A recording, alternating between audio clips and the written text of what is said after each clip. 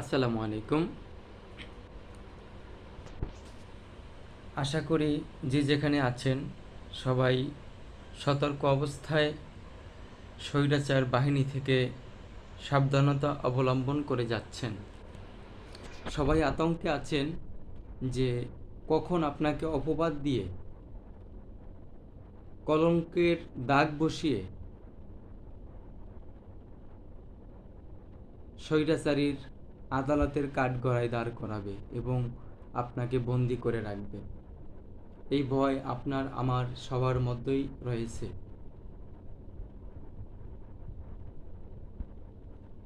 চোর চুরি করে স্বভাবে, আর অভাবে যে চুরি করে সে অপরাধী নয়।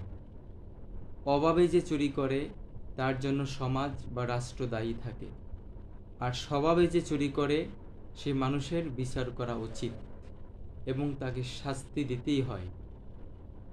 ডাকাত ডাকাত সে কখনো ভালো হতে পারে না। তেমনিভাবে আজ বাংলাদেশে আওয়ামী ডাকাত বাহিনী, সন্ত্রাসী, স্বৈরাচারী, খুনি রা যেভাবে তাণ্ডব চালাচ্ছে সবার উপরে,